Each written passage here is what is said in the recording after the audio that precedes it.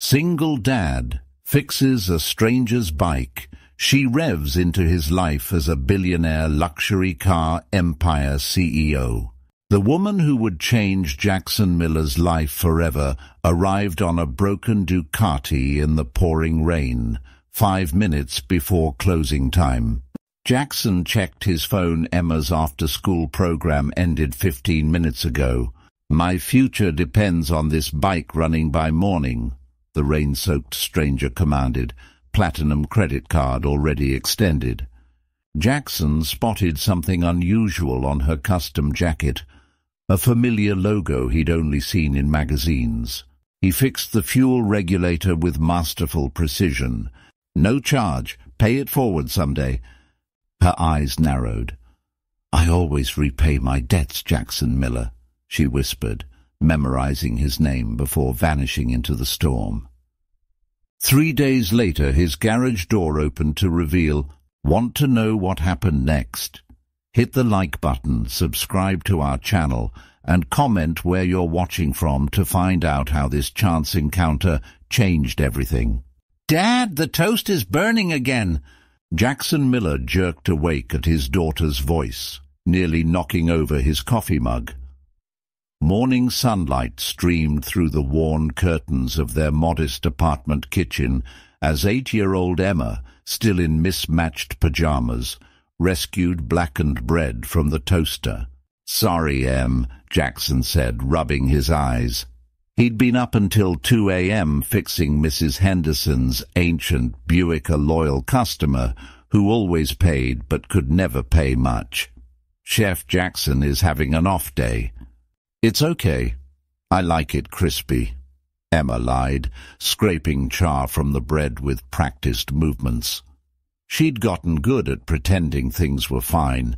Their morning dance continued, Jackson packing Emma's lunch while she braided her own hair, a skill she'd taught herself via YouTube tutorials after realizing her dad's clumsy fingers weren't up to the task. "Dad?" Emma asked, mouth full of peanut butter toast. "Can we get the new notebooks today? Ms. Peterson said we need them by Monday." Jackson's stomach tightened. The stack of bills on the counter seemed to grow taller each day.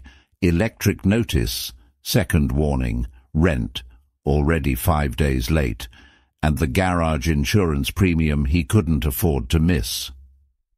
"Sure thing, kiddo, right after school." He forced a smile, mentally calculating which bill could wait another week. As Emma brushed her teeth, Jackson opened the refrigerator, finding little more than condiments and half a carton of milk. He checked his wallet. $23 to last until Friday's payment from the Henderson job cleared. "Ready?" Emma announced, backpack slung over both shoulders. She wore the same jeans as yesterday, Jackson noticed, the ones with a patch he'd sewn on the knee after she'd torn them at the playground. At the door, Emma threw her arms around his waist in their traditional goodbye hug. "Love you to Mars and back," she declared, their private saying since she'd decided the moon wasn't far enough. "Love you to Mars and back twice," Jackson replied, as always. After walking Emma to the corner for her school bus, Jackson returned to the apartment, allowing his smile to fall. His eyes drifted to the only photo of the three of them, Jackson, Emma, and Rebecca, taken when Emma was 5. 3 months after that picture, Rebecca had left a note saying motherhood and marriage wasn't the adventure she signed up for. No calls, no visits, not even on birthdays. Jackson's phone buzzed with a text from his landlord. "Meeting today at 4. Non-negotiable." At the garage hours later, Jackson's best friend and part-time helper Ray leaned against a faded Chevy they were restoring. "Developers again?" Ray asked, noticing Jackson's distracted gaze. "Third offer this year for the whole block," Jackson confirmed, tightening a bolt with more force than necessary. "Mid-City Motors wants to build their new luxury dealership here." "What'll you do if—" Not if, when. Jackson wiped grease from his hands. I can't compete with corporate money. The bell above the door jingled as Mr. Grayson, their 70-year-old landlord, entered clutching paperwork. Jackson, I held them off as long as I could, Mr. Grayson said apologetically, sliding the documents across the counter. Everyone else on the block has sold. I can give you 60 days, but that's all I've got. Jackson nodded, his throat tight. That evening he watched Emma at the kitchen table, carefully colouring a picture of their garage with "Best Mechanic Dad" written in bright letters across the top. When I grow up, Emma declared confidently, I'm going to help you fix cars, and we'll have the biggest garage in the whole city. Jackson smiled, heart breaking at her unwavering faith in him. How could he tell her that in 60 days they wouldn't have a garage at all? The Bentley Continental GT purred to a stop outside Miller's Motors exactly 1 week after the rainstorm. Its midnight blue finish gleamed in the afternoon sun, looking almost comically out of place beside the rusted pickup trucks and sensible sedans that usually filled Jackson's lot.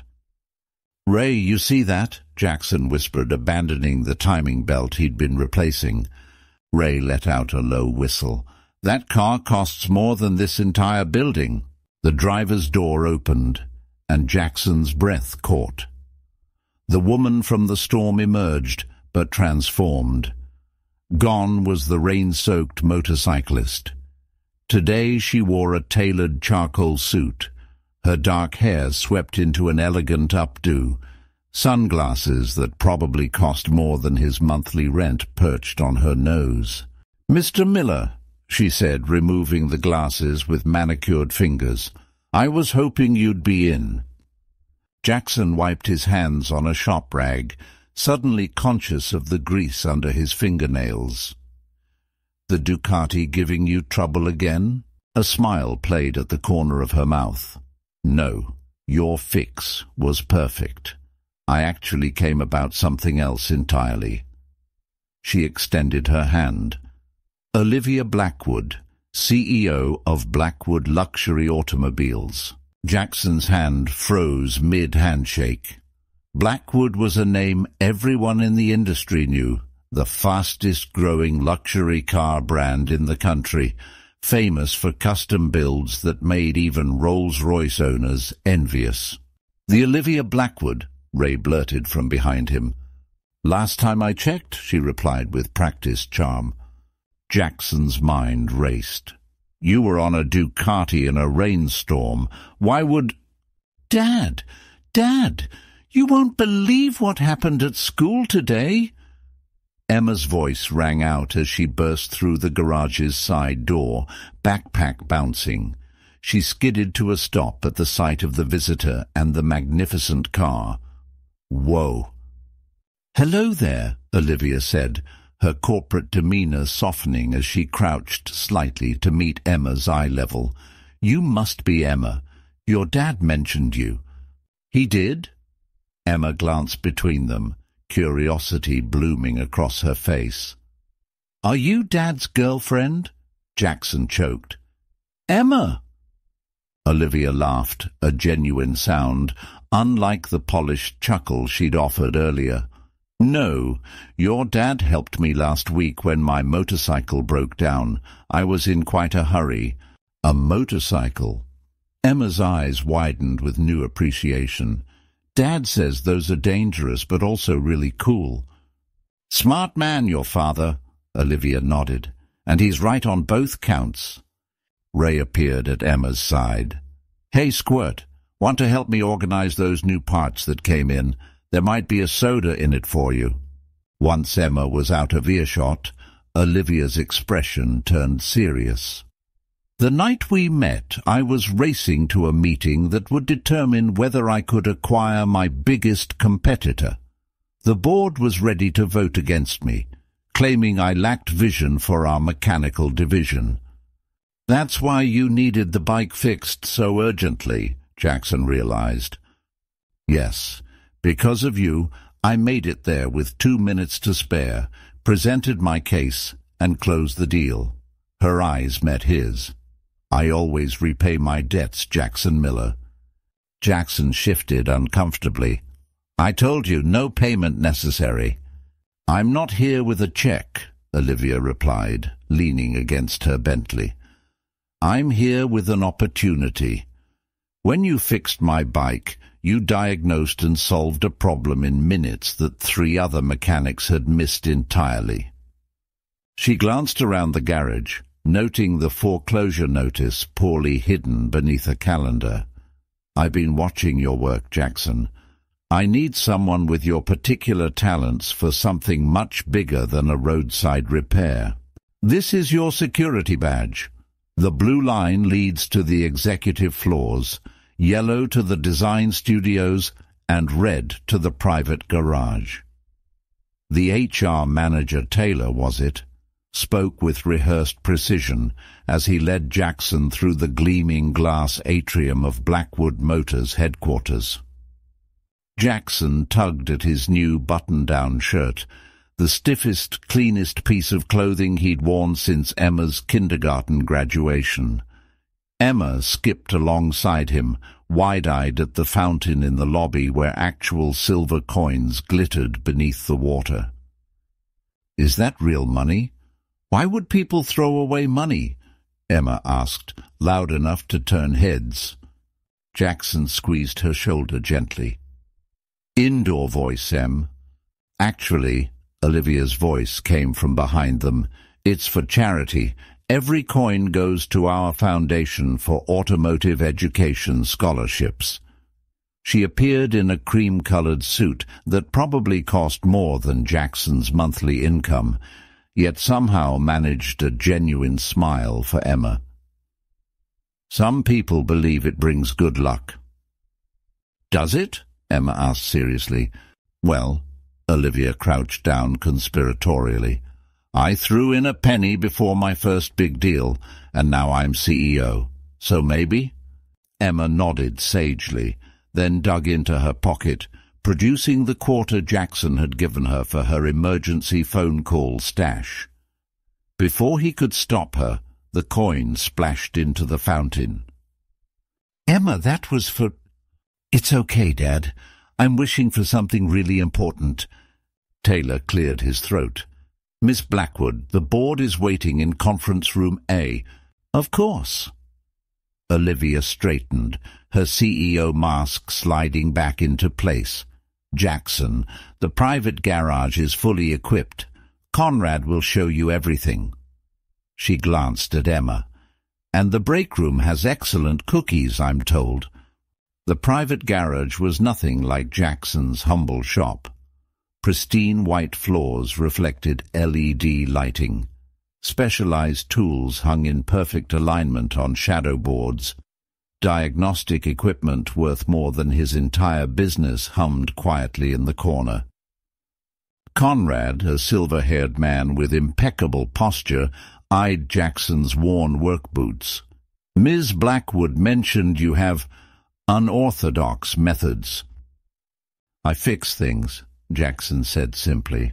Sometimes that means getting a little dirty.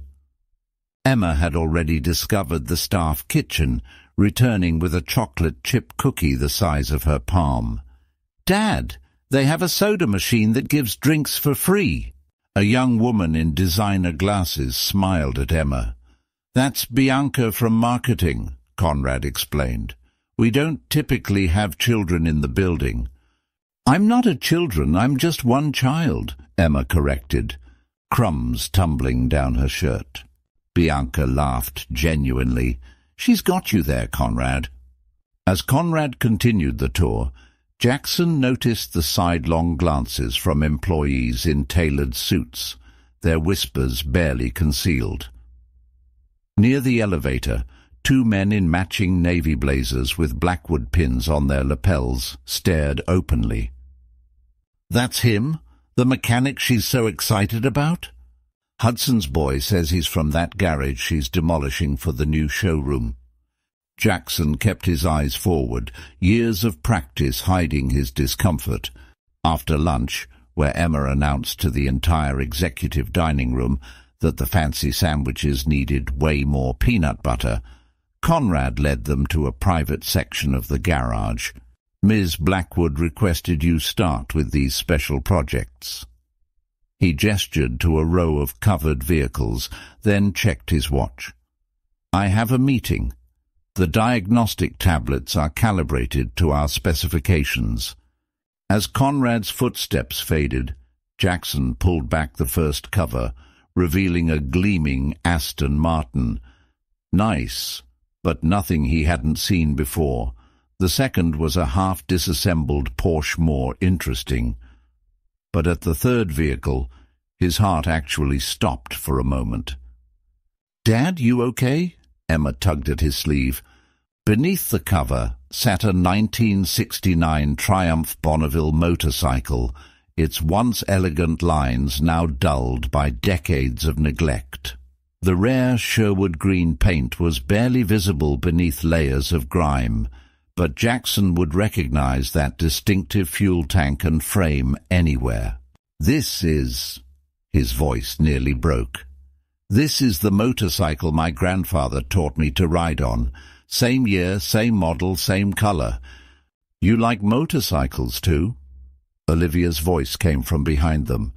She'd exchanged her heels for flat shoes, jacket abandoned. "This isn't just a motorcycle." Jackson ran his fingers reverently over the tarnished chrome. "This is mechanical poetry." Something in Olivia's eyes shifted as she watched him. "That's exactly what I said when I found it." For a moment, the CEO and mechanic just looked at each other, a bridge of understanding forming between their worlds. As Olivia was called away again, Jackson overheard voices from beyond the garage doors. "Another of her impulsive charity projects," a man's voice sighed. "Like that literacy program last quarter." A woman's voice responded, clipped and dismissive. "This is just another of her impulsive distractions. She'll lose interest once the novelty wears off." Jackson's jaw tightened as he turned back to the Triumph. He'd been a novelty before. He wouldn't make the mistake of forgetting his place again. "Welcome to Blackwood's inner sanctum," Olivia announced, sliding her keycard through the reader. The massive brushed steel doors parted silently, revealing what looked more like an art gallery than a garage. Jackson stepped inside, Emma's small hand clutched in his. His worn work boots squeaked against the spotless epoxy floors so polished he could see his reflection grimacing back at him in his borrowed dress shirt. "This," Olivia gestured expansively, "is where our one-of-a-kind prototypes and restoration projects live. No press, no photographers, no outsiders." She paused. "Until now." A cluster of employees in matching black polo shirts emblazoned with the Blackwood insignia looked up from a holographic display of engine schematics. Their expressions cycled rapidly from curiosity to confusion to barely concealed dismay as they assessed Jackson's calloused hands and discount department store slacks. "Everyone, this is Jackson Miller and his daughter Emma. Jackson will be overseeing our heritage restoration program moving forward." A lanky man with rectangular glasses stepped forward. "Dominic Wells, Head of Engineering. Pleasure." His handshake was brief, his smile tight. "I wasn't aware we were expanding the restoration team." "We weren't. We're revolutionizing it," Olivia replied smoothly. "Jackson brings a perspective we've been missing." Emma had already wandered toward a crimson Ferrari, her finger hovering dangerously close to its immaculate finish.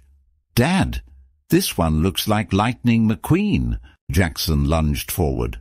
"Emma, no touching, remember?" "Actually," came a warm voice from behind a workbench, "this one's just a shell for display."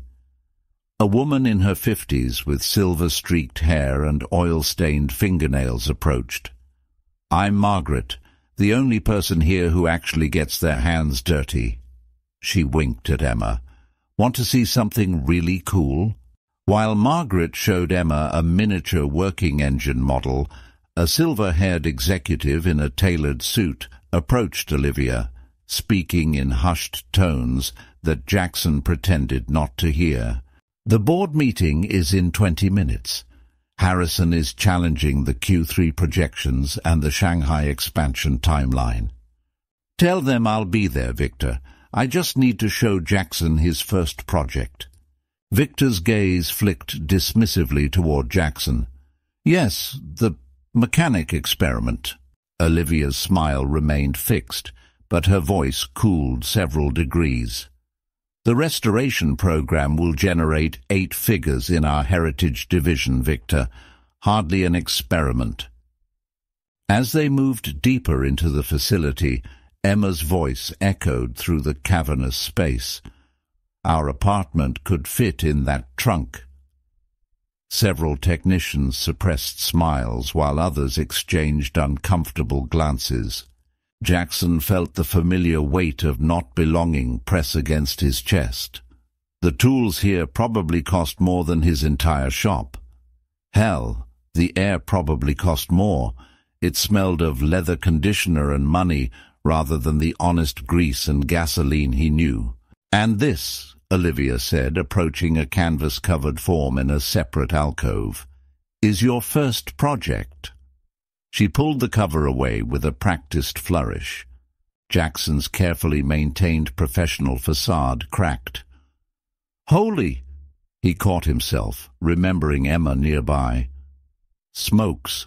Before him sat a 1969 Triumph Bonneville T120R, its once legendary lines now dulled by decades of neglect.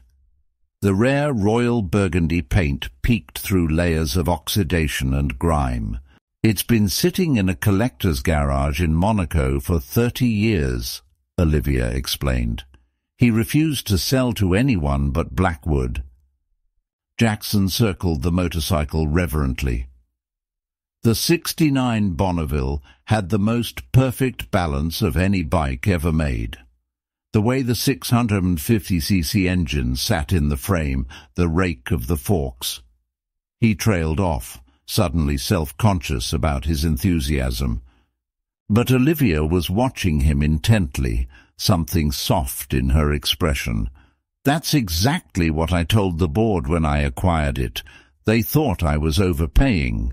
They were wrong, Jackson said simply, his fingers hovering over the tarnished chrome. For a brief moment, the CEO and the mechanic shared a look of pure understanding that transcended their different worlds. Emma appeared at Olivia's side. Do you ride motorcycles like Dad used to? Emma, Jackson warned. You ride? Olivia asked, genuine surprise in her voice.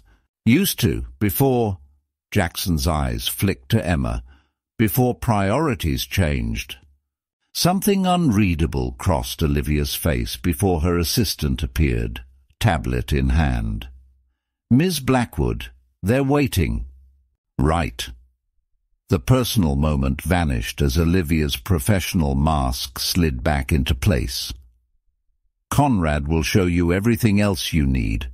Whatever tools, whatever parts, just ask. As Olivia strode away, Jackson's trained ear caught the muttered conversation between Victor and another board member waiting by the door. This is just another of her impulsive distractions, the woman in the charcoal suit whispered. She'll lose interest once the novelty wears off. Like the literary program and that single mother hiring initiative, Victor agreed. Give it a month. Jackson's jaw tightened as he turned back to the Triumph. He knew what it meant to be someone's temporary project, someone's good deed. He wouldn't make the mistake of forgetting his place again, but as he ran his hand over the vintage motorcycle's seat, he couldn't help but recall the look in Olivia's eyes when she'd watched him recognize the bike's value like she'd finally found someone who spoke her language. 3 weeks into the Triumph restoration, Jackson had established a rhythm. Days were spent bringing the vintage motorcycle back to life. Evenings were devoted to Emma's homework and bedtime stories. The Blackwood garage had become a strange new home, uncomfortable and luxurious, yet increasingly familiar. "Dad, is 13 a prime number?" Emma called from her makeshift homework station atop a toolbox Olivia had ordered specially for her child-sized painted purple with engineering assistant engraved on the side. "It is," Jackson confirmed, carefully sanding corrosion from the Triumph's exhaust pipes. "Remember how we check. Can you divide it evenly by anything besides 1 and itself?" Emma's pencil scratched against paper as she worked through the math. This had become their afternoon routine, Emma completing schoolwork while Jackson restored the motorcycle, the garage's immaculate space transformed by colored pencils and multiplication tables scattered among precision tools. The door swished open, Olivia entering with her heels in one hand, sneakers already on her feet. Jackson had noticed this pattern. She arrived in CEO mode, but gradually transformed the longer she stayed in the garage. "How's our patient doing?" she asked, setting down a paper bag that released the aroma of freshly baked cookies. "Cookies!" Emma abandoned prime numbers immediately. "Emma, what do we say?" Jackson prompted. "Thank you, Miss Blackwood," Emma recited before diving into the bag. "Olivia," the CEO corrected gently. "Ms. Blackwood is for people who want to sell me things."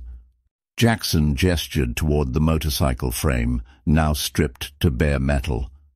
"Found some hidden damage in the frame. Previous repair was amateur work." Olivia leaned closer, examining the weld he pointed to. "That's definitely post-factory. See how the bead pattern doesn't match the original welds?" Jackson's surprise must have shown on his face, because Olivia laughed a genuine sound he'd heard more frequently lately. "What? You thought I just signed the checks?" She ran her finger along the frame tube.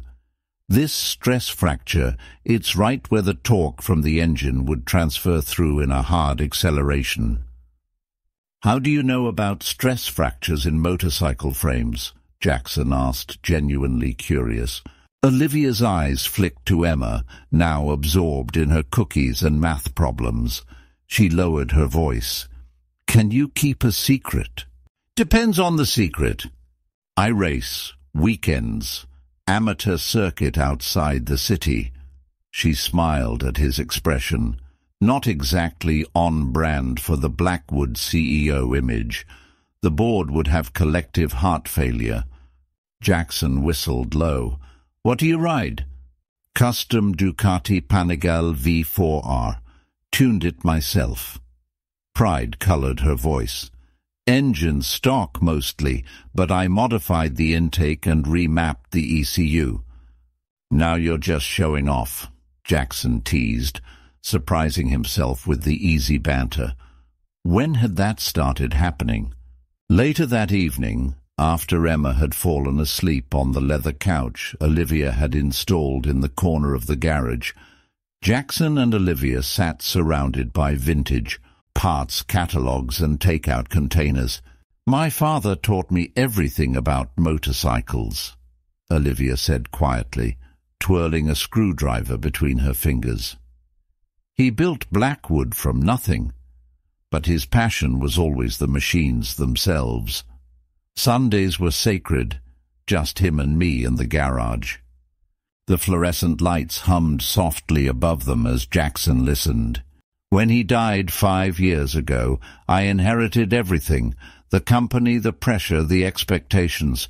The board saw me as Daddy's little girl playing executive." Her voice hardened. "I had to prove them wrong. That meant suits instead of riding leathers, boardrooms instead of garages." "You gave up what you loved to save what he built," Jackson observed. "Yes," She looked at him curiously. "What about you? What did you give up?" Jackson's hands stilled on the carburetor he'd been cleaning. "Dreams, I guess. Had a scholarship to engineering school before Emma came along.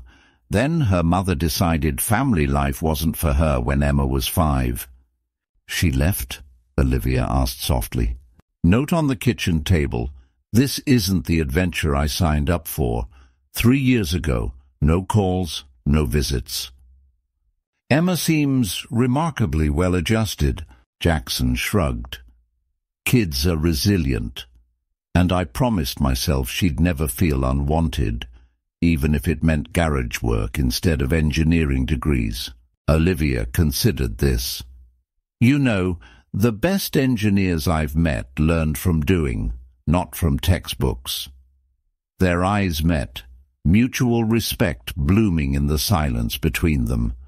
For a moment, class differences and backgrounds melted away. Just two people who understood sacrifice and passion. The garage door suddenly hissed open, breaking the moment. Harrison Blackwood, chairman of the board and Olivia's uncle, stood in the doorway, his cold gaze taking in the scene. The CEO of Blackwood Motors sitting cross-legged on the floor with takeout containers, the sleeping child on the couch, the mechanic in grease-stained clothes. "Olivia," his voice cut through the comfortable atmosphere like ice. "A word, now." "Harrison, I didn't expect you until tomorrow's meeting." Olivia stood, corporate mask sliding back into place. "Clearly," Harrison's gaze lingered on Jackson and Emma, "the Shanghai investors called. While you've been indulging this hobby project, actual business decisions need attention." Jackson watched Olivia's posture stiffen as she followed her uncle out, catching the tight, apologetic glance she threw over her shoulder. He'd seen that look before, the one people got when their real life intruded on a temporary diversion. He'd been right to keep his guard up. So why did it hurt so much to be proven right? "The Pebble Beach Concours d'Elegance? Are you serious?" Jackson stared at the gilded invitation Olivia had slid across his workbench. The Triumph Bonneville gleamed behind him, finally restored to its former glory after 6 weeks of meticulous work, 2 weeks ahead of schedule. Olivia nodded, dark circles under her eyes betraying her recent late nights. "The most prestigious vintage showcase in the country. I've already entered the Triumph in the motorcycle class." "These events are for, Jackson gestured vaguely at her tailored suit, "your kind of people, not mine." "The people who built these machines weren't aristocrats wearing white gloves," Olivia countered. "They were mechanics with oil under their fingernails, like you." Before Jackson could respond, the garage door opened. Harrison Blackwood entered, flanked by 2 board members Jackson recognized from previous visits, the ones who always looked at him like he was something unpleasant, stuck to their Italian leather shoes. "Olivia, the Leighton Motors representatives are waiting in the conference room." Harrison's voice was measured but urgent. "Their acquisition offer expires at close of business." Olivia's shoulders tensed. "I told you we're not selling." "Their offer is 40% above market value," the female board member, Diane something, interjected. "And their CEO has made it clear, if we don't accept a friendly takeover, they'll go hostile." "I've built Blackwood into what it is today," Olivia said firmly. "We focus on quality, not just profits." Harrison's gaze flickered to the Triumph. "Perhaps if you focused more on our luxury car division and less on personal projects, the company wouldn't be vulnerable." The tension crackled between them as Olivia grabbed her portfolio. "The Triumph is a prototype for our heritage motorcycle division, which financial projections show could generate significant revenue." She turned to Jackson. "The showcase is Saturday. We'll take the triumph." After they left, Emma emerged from behind the workbench where she'd been pretending not to listen. "Those people don't smile very much, do they?" "No, Squirt," Jackson agreed. "I don't think they do." Saturday afternoon found Jackson standing awkwardly in Olivia's penthouse, feeling deeply out of place among minimalist furniture that probably cost more than his annual income. Emma, however, had made herself immediately at home, bouncing on the leather sofa while Jackson hissed ineffectual warnings. "Sorry I'm running late," Olivia called from down the hallway. "Board emergency call, again." When she emerged, Jackson blinked in surprise. Gone was the corporate armor. Instead, Olivia wore slim black pants, leather riding boots, and a vintage motorcycle jacket over a simple white shirt. "Emma helped me choose," Olivia explained, catching his expression. "She said my usual outfits were, what was the term? Boring grown-up clothes," Emma supplied helpfully, "like my teacher, Miss Peterson, who only wears beige." Jackson stifled a laugh as Olivia twirled, the leather jacket catching the light. "Emma has excellent taste." "The jacket was my dad's," Olivia said softly. "I haven't worn it in years." The Pebble Beach concourse lawn sparkled with chrome and privilege. Vintage Ferraris, Bugattis, and Aston Martins gleamed in the California sun, surrounded by people who looked like they'd never touched a wrench in their lives. Jackson stood uncomfortably beside the Triumph, which had been positioned in the motorcycle exhibition area. Emma, thankfully oblivious to class distinctions, happily accepted the strawberry lemonade a waiter offered from a silver tray. "You look like you're facing a firing squad," Olivia murmured, appearing at his side. "Just counting the ways I don't belong here," Jackson admitted. "Pretty sure my annual salary wouldn't cover the hors d'oeuvres budget." "Neither would most of these people's mechanical knowledge cover an oil change," Olivia countered. "You belong here more than they do." Their conversation was interrupted by an older man in a herringbone suit, who approached the Triumph with the reverent steps of a true enthusiast. "Extraordinary restoration work," he said, crouching to examine the engine cases. "Who did this?" "Jackson Miller," Olivia said, pride evident in her voice. "Our new head of heritage restoration." The man straightened, extending his hand. "Jeffrey Lancaster. I judge the motorcycles for Pebble Beach and curate the Peterson Automotive Museum's two-wheel collection." Jackson's eyes widened as he shook the legendary curator's hand. "The calibration on this Amal carburetor is factory perfect," Lancaster continued. "Most restorers over-polish, losing the authentic casting marks. You've maintained them all." As Lancaster moved on, other enthusiasts began gathering around the Triumph, drawing a crowd that soon rivaled the nearby million-dollar cars. "They recognize quality when they see it," Olivia said softly. "Well, well," a smooth voice interrupted. "Olivia Blackwood going after the nostalgia market. Clever move." A tall man with perfect teeth and calculated charm approached, champagne flute in hand. "David Layton," he introduced himself to Jackson.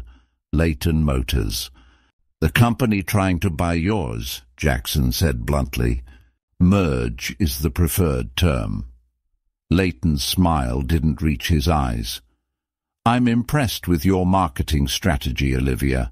The authentic mechanic, the adorable child. It screams, 'We care about traditional values' to the old money crowd." Jackson felt his face flush as Layton continued. "How much did you pay to find such convincing props? They almost look genuine." Emma, catching only parts of the conversation, looked up with confusion. "What's a prop?" Before Jackson could respond, Olivia stepped between them, her voice low but sharp enough to cut steel. "Jackson Miller is the most talented mechanical mind I've ever worked with, and Emma is certainly not a prop. They are my guests, David, and I suggest you direct your acquisition fantasies elsewhere before I forget we're in public." Leighton retreated, but the damage was done. Jackson's jaw remained tight as Lancaster returned, a blue ribbon in hand for the Triumph's Best Preservation Class win. During the applause, Olivia leaned closer. "I'm sorry about David. He's—" "From your world," Jackson finished quietly. "I get it." "That's not my world," Olivia insisted. "Isn't it? The board meeting you need to rush to tonight says otherwise." As if on cue, Olivia's phone buzzed with a message from Harrison. She glanced at it and sighed. "Jackson!" "It's fine," he said, forcing a smile for Emma's sake as she proudly held the ribbon. "We all have jobs to do." But as Olivia reluctantly departed for her emergency meeting, the gulf between their worlds felt wider than ever, despite the beautiful machine they'd brought back to life together. The victory at Pebble Beach should have brought them closer, but Jackson knew better. For 2 weeks after the showcase, he kept his head down, arriving early to work on newly acquired restoration projects and leaving precisely at 5. No more late nights discussing carburetors. No more shared takeout. No lingering glances that might mean something more. "Hand me the 10mm socket, Em," Jackson said, half buried under a 1957 BMW R60 that had arrived the previous day. Emma sighed dramatically, rifling through the toolbox with exaggerated slowness. "Is Miss Olivia coming today?" "Miss Blackwood," Jackson corrected firmly, "is very busy running her company."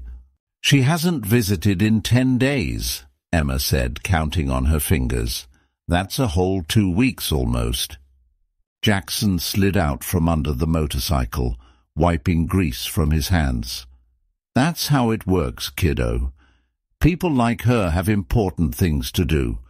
We're just a hobby project," Emma finished, her small face scrunched in disappointment. "That's what that mean man said at the car show."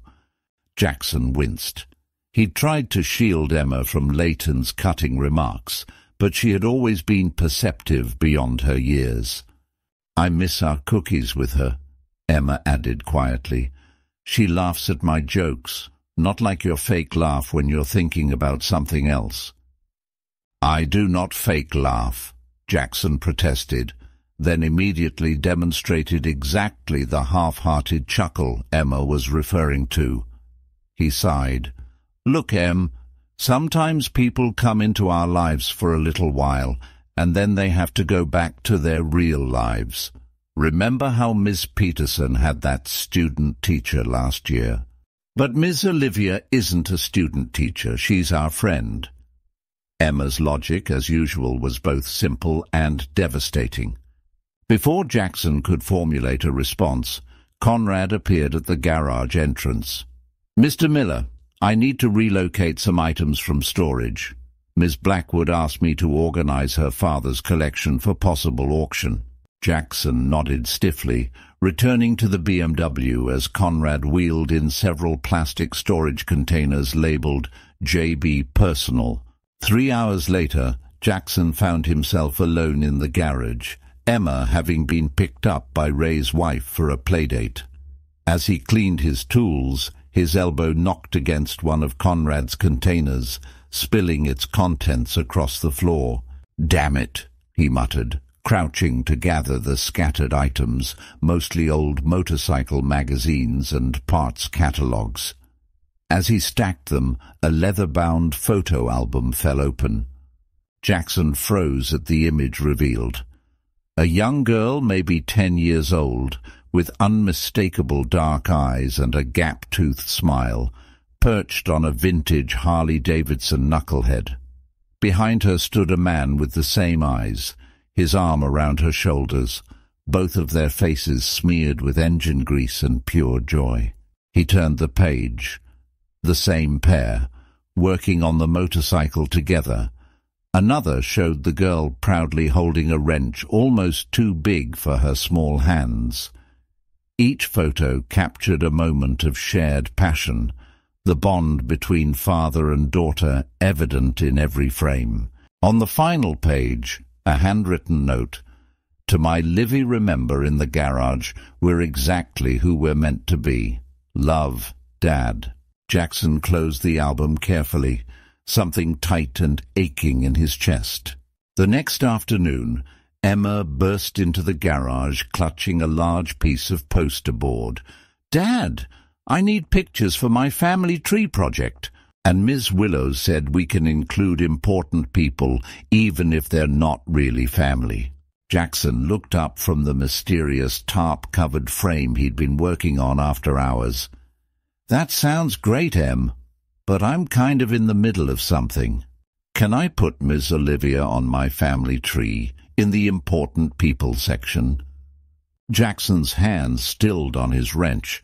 "I don't think that's a good idea, honey." "Why not? You said people who help us are like family." "It's complicated, Em." "Grown-ups always say that when they mess things up," Emma declared with 8-year-old certainty, then narrowed her eyes at the covered project. "What are you making, anyway?" Jackson hesitated, then pulled back the tarp to reveal the partially assembled frame of a 1947 Harley-Davidson knucklehead identical to the one in the photographs. "Is that for Miss Olivia?" Emma asked, eyes wide. "It's just something I'm trying," Jackson mumbled. "I found it in a junkyard outside the city. The frame and engine cases match the one her dad had." Emma smiled knowingly. "That's why you've been staying late. You're making her a surprise." "It's not, I mean," Jackson sighed. "It's complicated, Em." "There you go again with the grown-up excuses?" Emma rolled her eyes. Across town in the Blackwood headquarters, Olivia sat rigidly at the head of the boardroom table, staring at the document before her. "The numbers don't lie, Olivia," Harrison said smoothly. "The vintage motorcycle division is a vanity project bleeding resources from our core business. The Triumph won at Pebble Beach," she countered. "The publicity alone." "Cannot offset the development costs," Diane cut in. "Our shareholders expect focus, not nostalgia. Leighton's offer specifically excludes the motorcycle division because they know it's a money pit." Victor slid a document toward her. "Our position is simple. Divest the motorcycle division, or the board will call for a vote of no confidence at next month's shareholder meeting." Olivia's fingers curled around her father's worn leather wristband, the one piece of him she wore every day beneath her corporate armor. "You have 48 hours to decide," Harrison concluded, rising from his seat. "Your father built this company on luxury automobiles, Olivia, not childhood hobbies." Jackson was locking up the garage when a sleek black Audi pulled up. Conrad stepped out, his usual composure slightly fractured. "Mr. Miller, I apologize for the late hour, but there's a situation requiring discretion." He handed Jackson a sealed envelope. "Ms. Blackwood asked me to deliver this personally. She said it's a proposal that cannot go through official channels." "What kind of proposal?" Jackson asked, the envelope heavy in his hands. Conrad's expression remained neutral. "One that may cost her everything. This meeting of the Blackwood Motors Board of Directors will come to order," Harrison announced, his voice echoing in the mahogany-paneled boardroom. "Our sole agenda item, the proposed divestiture of the Heritage Motorcycle Division and consideration of Leighton Motors' acquisition offer." Olivia sat rigidly at the head of the table, her expression carefully neutral despite the churning in her stomach. The 15 board members, Mostly men over 60 in nearly identical charcoal suits arranged financial reports before them like weapons on a battlefield. "Before we vote," Harrison continued, "Ms. Blackwood has requested 5 minutes to make her final case, though I believe the financial data speaks for itself." Olivia rose, smoothing her skirt with hands that betrayed the slightest tremor. "Gentlemen, ladies, Blackwood has always represented excellence in automotive engineering. My father's vision wasn't just about luxury, but about—" The double doors swung open with a decisive bang. Jackson Miller stood in the doorway, dressed not in his usual work clothes, but in a surprisingly well-fitted navy blazer over a crisp white shirt. Beside him, Emma clutched a rolled-up poster board, her sneakers lighting up with each step as they entered. "I apologize for the interruption," Jackson said, his voice steadier than his racing heart, "but I believe I have relevant information for this vote." Murmurs rippled around the table as security appeared in the doorway behind them. "This is a closed meeting," Harrison said coldly. "How did you even get in here?" "I let him in," Victor said unexpectedly, rising from his seat. "After reviewing the proposal Mr. Miller emailed last night." Olivia's eyes widened as they met Jackson's. This was what Conrad's mysterious envelope had been about, not her proposal to him, but his to the board.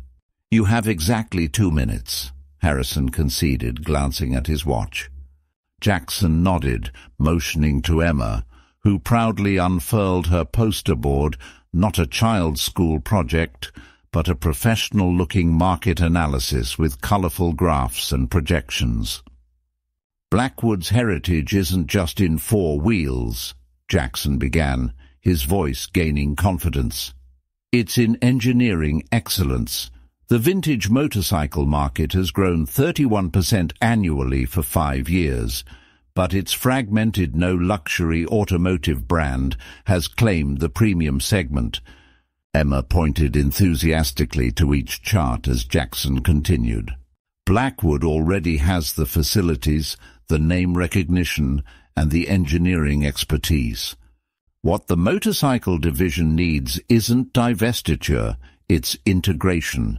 Premium motorcycles marketed alongside your luxury automobiles, sharing design language, materials, and dealer networks." Diane leaned forward. "The capital requirements are 60% lower than projected," Jackson finished, flipping the board to reveal detailed cost analyses. "Because you're approaching it like car manufacturing. Motorcycles are different. Small batch production, higher margins, lower overhead. The Triumph restoration cost 40% less than your original budget while generating more publicity than your last 3 car launches combined." A younger board member adjusted his glasses. "These projections are impressive, but without market validation." "Excuse me," Emma interrupted, raising her hand as if in school. "Are you the people who want to get rid of the cool old motorcycles?" The boardroom fell silent as all eyes turned to the 8-year-old. "Emma," Jackson warned quietly. "Because that's silly," she continued undeterred. "My dad says people pay extra for things that make them feel something special. That's why I saved 3 weeks of allowance for light-up sneakers instead of regular ones." She demonstrated with a little hop. "Don't you want to make things that light people up inside?" A ripple of reluctant smiles crossed several board members' faces. Olivia felt something shift in the room, a crack in the wall of corporate detachment. She stepped forward, finding her voice with new conviction. "What my father understood, what I failed to articulate, is that Blackwood isn't just about transportation, it's about transformation. The feeling when engineering excellence meets emotional connection." She gestured to Jackson and Emma. They reminded me of that. Sentiment doesn't pay dividends, Harrison countered. But brand loyalty does, Victor interjected. And Miller's numbers check out. The ROI exceeds our luxury sedan line if executed correctly. Harrison's lips thinned to a hard line. I move we vote on the divestiture as planned. I second that motion, Diane added quickly. All those in favor of divesting the motorcycle division? Harrison asked. 7 hands raised. Opposed? 8 hands, including Victor's, went up. A tense silence filled the room until Harrison nodded curtly. Motion fails. The motorcycle division will continue as a 12-month pilot program, subject to quarterly review. As the board members gathered their materials, many approached Jackson to examine his projections more closely. Olivia made her way to his side, still processing what had just happened. You risked everything to come here, she said quietly. Not everything, Jackson replied. Just my pride if I got thrown out by security. Dad has another surprise, Emma announced, tugging at Olivia's sleeve. It's in the garage downstairs. The private elevator opened directly into the executive garage. Jackson led them to the far corner, where something large sat beneath a black cover, emblazoned with the Blackwood insignia. I found this by accident, Jackson said, suddenly nervous. Or maybe not by accident. He pulled away the cover. Olivia's hand flew to her mouth. Before them sat a perfectly restored 1947 Harley-Davidson knucklehead, identical to the one in the photographs, the same olive-green paint, the same leather saddlebags, even the same hand-tooled leather seat. But it wasn't just similar. Olivia recognized the tiny dent in the fuel tank her father had always refused to repair, calling it character. "This is his," she whispered, running her fingers reverently over the handlebars. "How did you find it?" "VIN number from your photos. Traced it through 4 owners to a barn in Pennsylvania. Needed some love, but the bones were solid." "Like Blackwood," Olivia said softly. "I restored it nights and weekends," Jackson admitted. "That's why I've been keeping my distance. Wanted it to be a surprise." "For me, why?" Jackson shrugged, suddenly self-conscious. "Everyone should have something that reminds them who they really are." Olivia's eyes glistened as she held his gaze. "And who do you think I really am, Jackson Miller?" "Someone who belongs in a garage as much as a boardroom," he answered honestly. "Someone who understands that machines aren't just metal and rubber. They're dreams made tangible." Emma, sensing the growing intensity between them, cleared her throat loudly. "Are you two having a moment? Because Ray's mom says adults need moments sometimes." They both laughed, breaking the tension but not the connection between them. "What happens now?" Jackson asked, gesturing vaguely toward the boardroom upstairs. Olivia smiled, running her hand along the Harley's fuel tank. "Now we build something new, together." She paused. "How does Blackwood Heritage Motorcycles sound?" "Like something your father would be proud of," Jackson replied, his hand finding hers on the vintage handlebars. Emma beamed between them. "Can I be vice president of Light Up Ideas?" 3 months later, the converted warehouse at the edge of the Blackwood Motors complex hummed with activity. Where once had been empty industrial space now stood Blackwood Heritage Motorcycles, its massive glass doors revealing a showroom where vintage motorcycles gleamed under artfully arranged lighting. Beyond the showroom, visible through interior glass walls, lay a state-of-the-art workshop that somehow maintained the soul of an old-school garage. "And this," Emma announced importantly to the cluster of potential investors following her, is where the magic happens. Dad says good motorcycles are like time machines that take you back to when things made sense. The investors, mostly middle-aged men in business casual attire, chuckled appreciatively as Emma led them past workstations where mechanics in black Blackwood Heritage uniforms carefully restored vintage motorcycles. From across the workshop, Jackson watched his daughter with amused pride. Somehow, she'd appointed herself official tour guide for their grand opening, and more surprisingly, she was extraordinarily good at it. She'd memorized specs for every model and charmed everyone from grizzled mechanics to buttoned-up executives. "She's a natural salesperson," Olivia said, appearing beside him with 2 coffee mugs. "We should put her on commission." "Pretty sure there are child labor laws against that," Jackson replied, accepting the coffee gratefully. "Though at this rate she could probably afford her own college fund." Olivia smiled, her shoulder brushing against his as they watched Emma demonstrating the difference between a knucklehead and a panhead engine to thoroughly impressed visitors. "The Henderson Commission is finished," Jackson said. "That makes 5 completed custom orders this month, all delivered on schedule and under budget. And the waiting list is now 6 months long," Olivia added. "Victor's quarterly review was practically giddy. We've exceeded projections by 22%. "Does that mean I get a raise?" Jackson teased. "I believe the term is profit-sharing partner," Olivia corrected, her eyes crinkling with warmth. Their moment was interrupted as Conrad approached, tablet in hand. "Ms. Blackwood, the Motorcycle Heritage Association representatives have arrived for the ribbon cutting. Show them to the reception area. We'll be right there," Olivia replied, smoothing her riding jacket, her standard attire these days, board meetings accepted. Conrad nodded, then added with uncharacteristic informality, "The vintage BMW R60 owner called. He's ecstatic with the restoration and wants to commission 2 more projects." "See?" Jackson said as Conrad departed. "Even your robot assistant is getting into the spirit."